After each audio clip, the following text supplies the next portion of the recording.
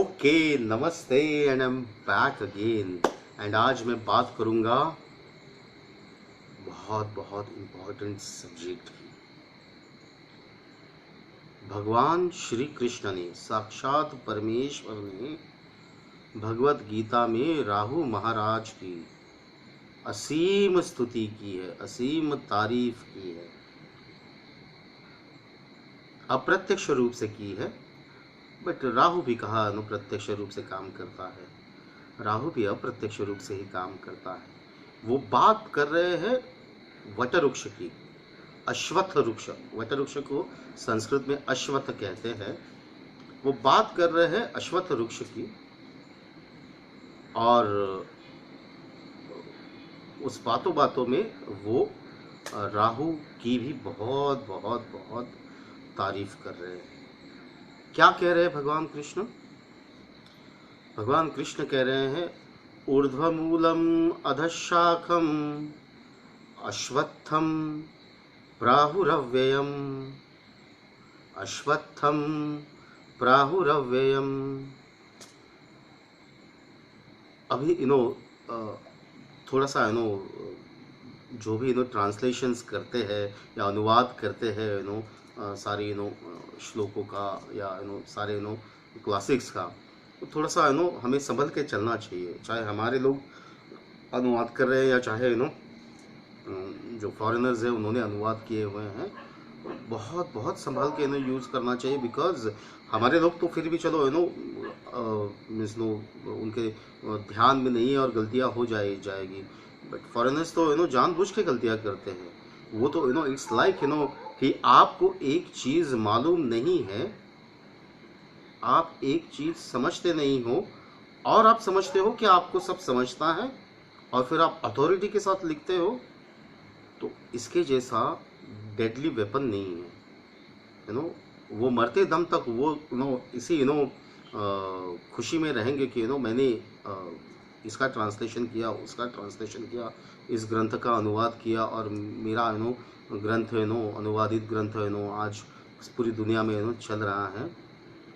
But ये थोड़ा सा कॉशियस होके ये सारे जो ट्रांसलेटेड वर्जन्स है शास्त्र के, इनके ऊपर काम करने की ज़रूरत है। बिकॉज इन्होंने देखो मैक्स मूलर जिसने ऋग्वेद का प्रथम अनुवाद किया, मैक्स मूलर ने 1901-2 के आसपास उसने पहला अनुवाद किया। तो वो अपने पहले अनुवाद के प्रीफेस में वो लिखता है कि मेरा संस्कृत जो है वो भारत के किसी प्राथमिक स्कूल में जाने वाले बच्चे के संस्कृत के समान है। अरे भाई, अगर तेरा संस्कृत इतना ही खराब है तो फिर तू क्यों अनुवाद कर रहा है और क्यों गलत काम कर रहा है? बट नहीं, वहाँ पे ग्रांट्स होती है, जर्मनी हो या यूके हो या यूरोप हो या अमेरिका हो, वहाँ पे बहुत बड़ी बड़ी ग्रांट्स रहती है। इन सारे उसको ये जो भारतीय विषयों का अभ्यास है, इसको इंडोलॉजी कहते हैं। तो ये इंडोलॉजी के अभ्यास के लिए बहुत बड़ी बड़ी पीएचडी और बहुत बड़ी बड़ी एमफिल और डीलिट और बहुत बड़ी बड़ी पदवियाँ होती है, और उनके लिए 4-4, 6-6, 7-7 साल के अभ्यासक्रम रहते हैं, और बहुत बड़ी ग्रांट्स रहती है। उसी ग्रांट के ऊपर ये लोग आते हैं, यहाँ पे रहते हैं बहुत ऐशो आराम से, बहुत सारे लोगों से मिलते हैं और सारी चीज़ें कॉपी करने की कोशिश करते हैं। और जो भी समझ में आया नहीं आया, उनको तो अपना थीसिस जो है वो सबमिट करना है, बिकॉज उनका साल ख़त्म होने से पहले उनको ख़त्म करना है। तो वो इन अ वे चेप देते हैं। तो इन लोगों की जो ट्रांसलेशंस है या इन लोगों की जो बुक्स है, इनसे सतर्क रहने की ज़रूरत है। बिकॉज इनको कुछ आता जाता नहीं है। ये सिर्फ यहाँ पे आके हमारे ही कुछ लोग नेचुरली हमारे यहाँ पे बहुत टैलेंटेड लोग हैं और बहुत गरीब लोग भी हैं। तो ये लोग हमारे लोगों को भ्रष्ट करने की कोशिश करते हैं, थोड़ा सा पैसा खिलाते हैं, और हमारे लोग उनकी मदद कर देते हैं, और जितना समझ में आता है उनको उतना वो लिख देते हैं, जितना नहीं समझ में आया वो भी लिख देते हैं। हमारे लोगों की मजबूरियाँ तो हम समझ सकते हैं, बेचारे गरीब हैं, टैलेंट कूट कूट के भरा हुआ है, शास्त्र कूट कूट के भरा हुआ है, बट धन पैसा जितना चाहिए उतना नहीं है। तो फिर ये जो वेस्टर्न कंट्रीज से आने वाले लोग हैं वो पिछले कई 100-300 सालों से हमें एक्सप्लॉइट करते आए हुए हैं। तो इनके ट्रांसलेशंस के ऊपर थोड़ा सा ध्यान देने की ज़रूरत है। फेस वैल्यू के ऊपर किसी भी शास्त्र का कोई भी श्लोक नहीं लेना चाहिए। बट आजकल जो भी ट्रेंड चल रहा है, बिकॉज गुरु शिष्य परंपरा से ज्योतिष सीखे हुए लोग तो बहुत कम हैं। आजकल तो सेल्फ टॉट किताबें पढ़ पढ़ के बुक्स पढ़ पढ़ के ओवर पीरियड ऑफ टाइम लोग अपने आप को ज्योतिषी प्रोक्लेम कर देते हैं। कोई बुरी बात नहीं है, अभ्यास से चीज़ें धीरे धीरे हो जाती है। बट जो गुरु शिष्य परंपरा से नहीं आए हुए लोग हैं उनमें काफ़ी प्रॉब्लम्स देखी जाती हैं, क्योंकि वो एक तो भाषा का ज्ञान नहीं होता, संस्कृत का ज्ञान नहीं होता। हमारी किस्मत अच्छी थी कि हमारे माता पिता ने बाकायदा संस्कृत हमारा एक विषय स्कूल में करवा दिया था, और हम बाकायदा संस्कृत लेके हमने हमारा जो सेकेंडरी स्कूल है वो कंप्लीट किया था, और उसके बाद तो फिर शास्त्र चलता ही रहा। तो संस्कृत समझने की ज़रूरत है। तो अगर आपको संस्कृत आती नहीं है तो आप 2 बार 3 बार वेरीफाई करने की कोशिश करो। अश्वत्थ इस वृक्ष को लोग पीपल का वृक्ष बता रहे हैं ना? वही अश्वत्थ जैसे वृक्ष को पीपल का वृक्ष बताना, और पीपल भी कोई कम इम्पोर्टेंस वाला वृक्ष नहीं है, बट अश्वत्थ पीपल नहीं है। अश्वत्थ जो है वो वट है, वट वृक्ष। और इसके आगे जाके मैं और वट वृक्ष की महिमा करूँगा। वट वृक्ष जो है वो कल्प वृक्ष है, जो अमृत मंथन में जो कल्प वृक्ष निकला था वो कल्प वृक्ष, और कोई वृक्ष नहीं। वो कोई नारियल का पेड़ नहीं है कि वो कल्प वृक्ष है, कोई पारिजात का पेड़ नहीं है कि वो कल्प वृक्ष है। कल्प वृक्ष यानी वट वृक्ष यानी अश्वत्थ वृक्ष। ये बहुत बड़ा महान वृक्ष है। वट वृक्ष जो है बहुत बड़ा महान वृक्ष है। वट सावित्री का व्रत तो हमें सभी मालूम है, सभी को मालूम है कि एक सावित्री कैसे अपने पति की जान बचाती है। और ये सारा जो यमराज और सावित्री के बीच में जो भी ये सारा किस्सा होता है वो वट वृक्ष के नीचे होता है, वट वृक्ष की छाया में होता है। तो वट वृक्ष में जो है ब्रह्मा विष्णु और शिव का साक्षात निवास है, 100%। और इसको कल्प वृक्ष क्यों कहा गया है? ये इसको कल्प वृक्ष इसलिए कहा गया है कि अभी उसमें जाने से पहले कल्प क्या है शब्द समझना बहुत इंपॉर्टेंट है।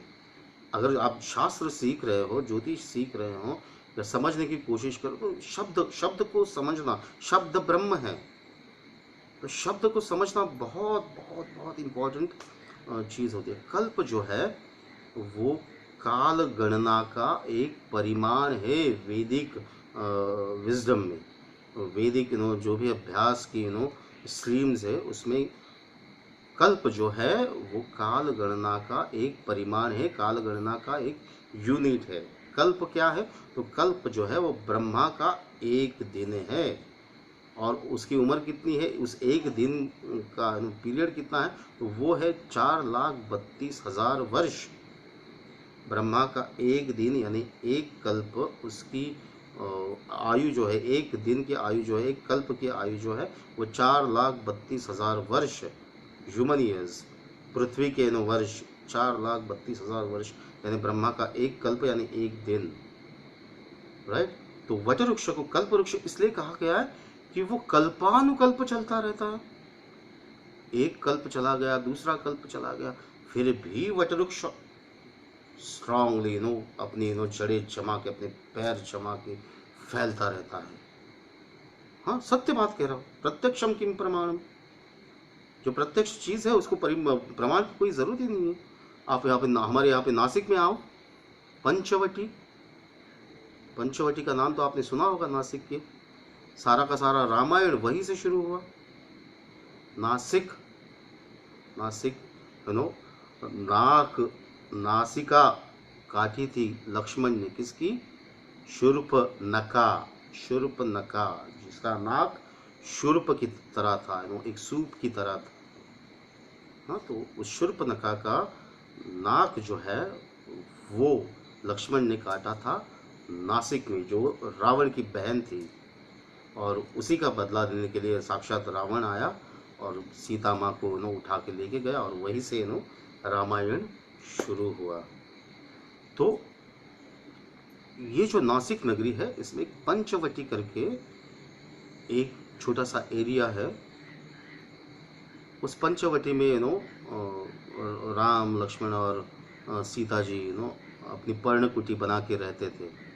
और आज भी नासिक के पंचवटी में वो जो 5 वट है, प्रभु श्री राम के ज़माने के वो जो 5 वट हैं, वो आज भी उतने ही दृढ़ता से खड़े हुए हैं, अपनी जड़ें जमाए हुए और फैल रहे हैं।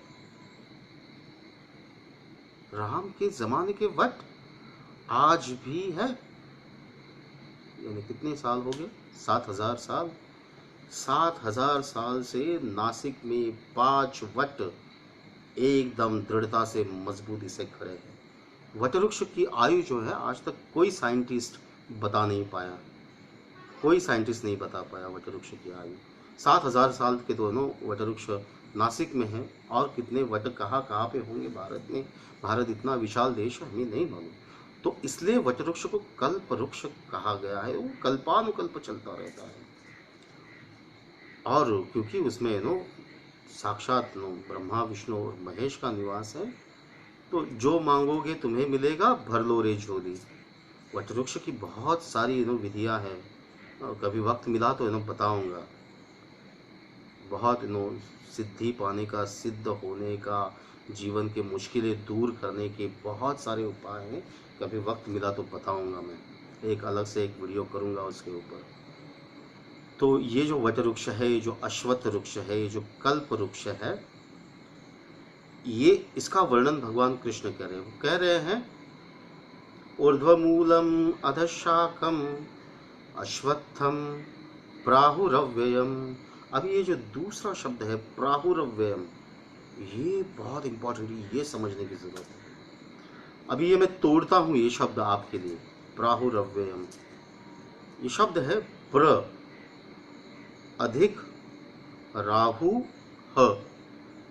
राहु के सामने दो छोटी बिंदी, ओके, राहु ह, ओके, प्र अधिक राहु ह अव्ययम, ये हो गया संधि विग्रह प्राहुरव्ययम का। प्राहुरव्ययम प्र राहु ह अव्ययम। सो ये जो अश्वत्थ है, जिसके मूल ऊपर है, जिसकी शाखाएं नीचे हैं, वो कैसा है? तो वो प्र राहुर अव्ययम, प्र राहुर अव्ययम। जब प्र राहु ह और अव्ययम का अ एक साथ आता है तो वो होता है प्राहुर, रकार, रफार आ जाता है उसमें, तो प्राहुर अव्ययम, राइट। सो ये जो अश्वत्थ है, जिसकी मूल जो है वो ऊपर से निकलते हैं, जिसकी शाखा जो है नीचे है, वो प्र इज लाइक, समान। किसके समान है? राहु के समान है। और राहु कैसा है? अव्ययम, जिसका व्यय कभी नहीं होता, जो कभी समाप्त नहीं होता, जो कभी नष्ट नहीं होता। और इसका एक सार बताऊं तो जो अमर है, जिसने अमृत प्राशन किया है, जो अमरत्व को प्राप्त हुआ है, वो राहु अव्यय, राइट। तो ये जो वटवृक्ष है, सॉरी, वो राहु के समान है, जो राहु अव्यय है, जिसका कभी व्यय नहीं होता, जो अमर है। और आगे चल के कृष्ण गीता के 15वें अध्याय के प्रथम श्लोक में कहते हैं, सर्ववृक्षाणाम अश्वत्थम अहम, सारे वृक्षों में मैं अश्वत्थ हूं। तो अभी परमेश्वर की लीला देखिए, परमेश्वर कह रहे हैं कि सारे वृक्षों में मैं अश्वत्थ हूँ। और अश्वत्थ कैसा है? तो अश्वत्थ उस राहु के समान है जो अव्यय है, जो अमर है। तो परमेश्वर कह रहे कि मैं अश्वत्थ हूँ, पर्सोनिफाई किया कि मैं ही अश्वत्थ हूँ, मैं ही वटवृक्ष हूँ, मैं ही कल्पवृक्ष हूँ वृक्षों में। ओके, तो अगर आप अश्वत्थ हो, वटवृक्ष हो, कल्पवृक्ष हो, और वो वटवृक्ष, वो अश्वत्थ, वो कल्पवृक्ष कैसा है? तो वो इस अमर राहु की तरह है जिसका कभी व्यय नहीं होता। तो फिर समझने वाली बात क्या है? तो समझने वाली बात ये है कि भगवान कृष्ण ही साक्षात राहु महाराज है। ये बहुत बड़ी बात कह रहा हूं मैं। नेचुरली अगर वो कह रहे कि मैं अश्वत्थ हूं और अश्वत्थ राहु जैसा है, तो राहु भी मैं हूं। अगर as X is equal to Y, तो Y is equal to X होना ही चाहिए। सिंपल सी बात है, राइट? इसमें समझने वाली क्या बात है? तो भगवान श्री कृष्ण साक्षात गीता में, और 2 श्लोक है, 2 श्लोक है, 1 श्लोक नहीं, 2 श्लोक है। तो न भगवान श्री कृष्ण कह रहे हैं कि मैं राहु हूँ, मैं अश्वत्थ हूँ, मैं वट हूँ, मैं अमर हूँ। राइट?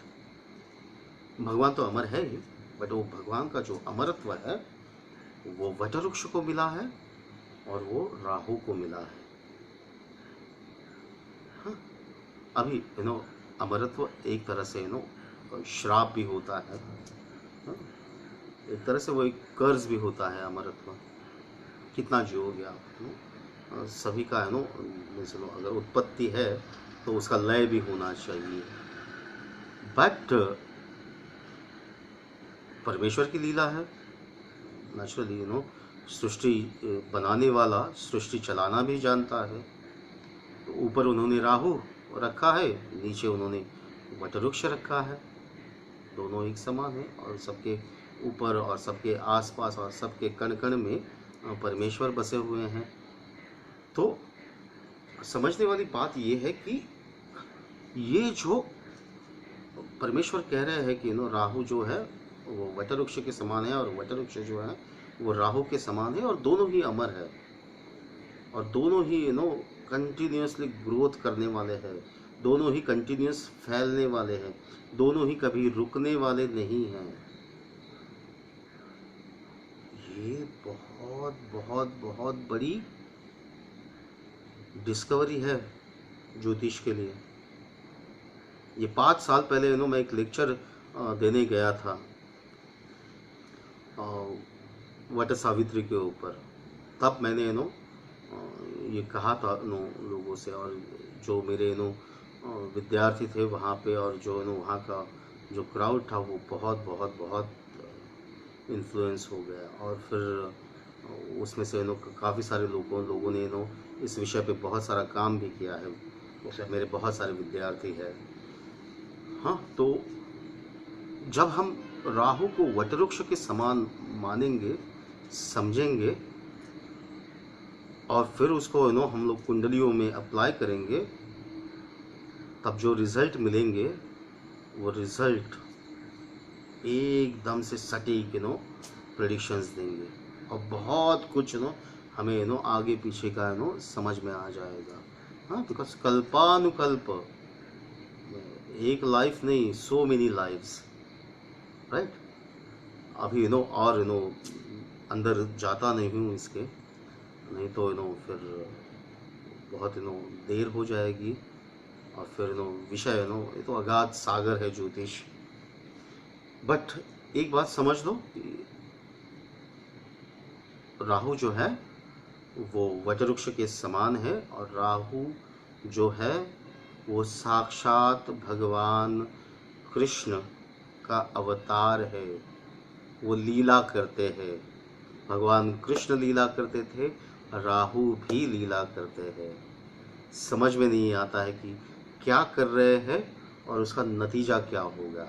जो कर रहे हैं वही सत्य है, या फिर ये जो दिखता है वो सिर्फ माया जाल है। सत्य जो है वो परमेश्वर के मन में कुछ और ही है। थोड़ा सा आपको भी थोड़ा सा मंथन चिंतन करने की ज़रूरत है।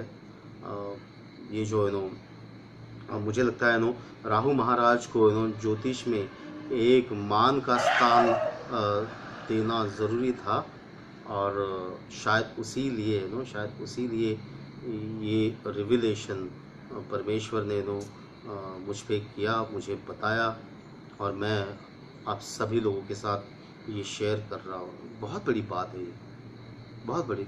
किसी को अश्वत्थ वृक्ष को पीपल वृक्ष कहते हैं, तो क्या कोई समझेगा कि अश्वत्थ वृक्ष जो है वो राहु के समान है। और परमेश्वर साक्षात खुद कह रहे हैं कि मैं ही ये सब हूँ, मैं ही अश्वत्थ हूँ, मैं ही राहु हूँ, है ना। तो बहुत बड़ी बात है ये। थोड़ा सा ध्यान इस चीज़ के ऊपर लगाने की ज़रूरत है। थोड़ा सा मंथन चिंतन। सारे मेरे ज्योतिष के विद्यार्थी, सारे मेरे सीरियस क्लाइंट्स, स्टूडेंट्स, फॉलोवर्स, नए देखने वाले लोग, सभी को कहता हूँ कि इसके ऊपर थोड़ा सा मंथन चिंतन ध्यान लगाइए। राहु बहुत सारा समझ में आ जाएगा। अभी वो राहु अप्रत्यक्ष है तो अभी जो बताया हुआ है वो एक बहुत बड़ा हिस्सा है राहु का। बट उसके सिवाय भी राहु केतु जो है वो बहुत समझने बाकी है अभी सभी लोगों को। और वो धीरे धीरे धीरे धीरे हम शेयर करते रहेंगे, थोड़ा थोड़ा थोड़ा करके। बिकॉज इन्फॉर्मेशन जो होती है वो बहुत सीक्रेट होती है। और आजकल तो इन्फॉर्मेशन का ज़माना है, कोई मतलब ही नहीं, लोग क्रेडिट भी नहीं देते हैं। मैं आज बताया तो कल 4 वीडियो अलग तरीके से छप जाते हैं। 4 जगह पे अलग तरीके से चीज़ें यूज़ हो जाती है। मेरे तो आर्टिकल्स भी बहुत सारी वेबसाइट्स ने वैसे के वैसे कॉपी करके अपने अपने नामों से अलग अलग नामों से छापे थे। चलो ठीक है, ये इन्फॉर्मेशन जो है वो पब्लिक डोमेन में शेयर करनी थी। अभी ये वक्त था, एकदम प्रॉपर समय था। तो ये ज्योतिष का अभ्यास करने वाले जितने भी विद्यार्थी हैं और जो भी एंथुजियास्ट है ज्योतिष के, उनके लिए ये बहुत इम्पोर्टेंट है। श्लोक याद रखिए, ऊर्ध्वमूलम अधशाखम अश्वत्थम प्राहुरव्ययम। राइट। सेकेंड लाइन में जाने की ज़रूरत नहीं हमें, हमारे लिए पहली लाइन ही बहुत है। और दूसरा चैप्टर 15 का पहला श्लोक, ये जो पहले वाला श्लोक बताया चैप्टर 10 का श्लोक है। सम 21 से लेकर 26 में आप देख लीजिए, आपको मिल जाएगा। 21 या 26 नंबर का श्लोक है 10 नंबर चैप्टर में। और ये जो दूसरा वाला श्लोक है जिसमें भगवान कृष्ण कह रहे हैं कि सर्ववृक्षाणाम अश्वत्थम अहम, ये चैप्टर 15 का पहला श्लोक है। हाँ, तो समझिए, राहु महाराज अभी ट्रांजिट कर रहे हैं, तो इसका फ़ायदा होगा, सभी को फ़ायदा होगा इसका समझने के लिए। तो समझने की कोशिश कीजिए। और अगर आप समझना चाहते हो कि आपके कुंडली के राहु केतु क्या कह रहे हैं, ये बहुत गूढ़ सब्जेक्ट है। हाँ? क्या बताने की कोशिश कर रहे हैं राहु केतु आपकी कुंडली के, क्या लेके आए हैं, क्या देके जाएंगे, कुछ देंगे या नहीं देंगे, कुछ लेके आए हैं या नहीं लेके आए। बहुत बहुत बहुत इम्पोर्टेंट है। और कुंडली को कुंडली इसीलिए कहते हैं कि वो सारे ग्रहों के साथ ये राहु केतु जो है एक कुंडल बना के बैठते हैं। इसीलिए कुंडली को कुंडली कहना बहुत उचित होता है। कुंडली को हॉरोस्कोप कहना, पत्री कहना, जन्म पत्री कहना और कुछ कहना, कोई उसका कोई औचित्य ही नहीं। जो सबसे एप्ट वर्ड है वो है कुंडली। हाँ, बिकॉज सारे ग्रहों को लेके राहु केतु जो है एक कुंडल बना के, कुंडली बना के बैठे हुए रहते हैं। उसी को कुंडली कहते हैं। तो अगर आप आपकी कुंडली में राहु केतु की जो गूढ़ता है, जो गहनता है, जो डीपनेस है, जो मिस्टिकनेस है, वो समझना चाहते हो तो आप डेफिनेटली मुझे लिख सकते हो dilip r@bhaktidhara.com, या मुझे आप व्हाट्सएप मैसेज भी कर सकते हो 9322890481 पे। कृपया फ़ोन मत कीजिए, बहुत फ़ोन आ रहे हैं। देखिए अभी 4:15 बज गए हैं सुबह के, ब्रह्म मुहूर्त शुरू हो चुका है, और अभी वापस कुछ पूजा अर्चना शुरू हो जाएगी। 2-3 दिन से नींद नहीं है रात की। फिर वापस अभी शनि अमावस्या आ रही है, वो शनि अमावस्या की पूजा विधियाँ है। तो रिक्वेस्ट करता हूँ फ़ोन मत कीजिए। अब जो भी है अपना टेक्स्ट मैसेज हो, ईमेल मैसेज हो, वो आप कर दीजिए। 24 घंटे में मैं हमेशा उत्तर दे ही देता हूँ। मैं बहुत प्रॉम्प्ट हूँ उसके मामले में। फ़ोन मत कीजिए, कुछ ना कुछ चल रहा होता है, फ़ोन नहीं लेते हैं तो भी बात नहीं कर पाते हैं ठीक से। तो व्हाट्सएप मैसेज कीजिए या फिर लिखिए। ये सारी सेवाएं जो है ये पेड सर्विसेज हैं, और इसकी एक दक्षिणा है। विदाउट दक्षिणा हम कंसल्टेशन बहुत कम बार करते हैं। बहुत कोई जेन्युइन हो और हमारे पास वक्त हो तो हम करते हैं। तो बहुत सारे लोग फ्री में आप बताओ, फिर ये बताओ, वो बताओ करके लिखते हैं, बट वो नहीं हो पाता है। तो means please don't waste your time. जो भी है मैं सत्य बात कहता हूँ कि आप लिखोगे फिर मैं जवाब नहीं दूंगा तो फिर मतलब नहीं है। हाँ, आपको अगर पेड कंसल्टेशन लेना है, जानना है, आप सीरियस हो उन सारी चीज़ों के मामले में, आप अपने बारे में कुछ जानना चाहते हो, अपनी कुंडली के राहु केतु के बारे में, या अपनी कुंडली के बाकी ग्रह स्थिति के बारे में जानना चाहते हो, तो आप डेफिनेटली अगर आप पेड कंसल्टेशन के लिए तैयार हो तो आप मेरे मेरा जो ब्लॉग साइट का एड्रेस है वो नीचे दिया हुआ है, उसके कंसल्टेशन पेज पे चले जाना, वो क्लिक करना, कंसल्टेशन पेज पे चले जाना। वहाँ पे आपको सारी इन्फॉर्मेशन मिलेगी कि कहाँ से क्या बुकिंग करना है, कैसे करना है, अकाउंट में डालना है, पेपाल में करना है, या आपको क्या कहते हैं इसे, अभी क्या नया शुरू हुआ है, पेटीएम करना है, या वट एवर जो भी है मोड ऑफ पेमेंट क्या होगा, कैसे होगा, वो सब लिखा हुआ है वहाँ पे। फीस वगैरह सब लिखी हुई है वहाँ पे, तो वो रेफ़र कर लेना और उसके हिसाब से आपको बुकिंग करनी कर लेना। अन्यथा आपको कुछ जो कमेंट्स वगैरह करनी होंगी तो आप करो, लाइक करना है लाइक करो। कुछ गलती हो गई होगी, कुछ बुरा कहा होगा तो कृपा करके क्षमा कर देना। जनता जनार्दन बहुत मायने रखते हैं हमारे ऊपर, हमारे लिए, क्योंकि हमारा काम ही जनता जनार्दन के लिए है और जनता जनार्दन के आशीर्वाद से ही चलता है।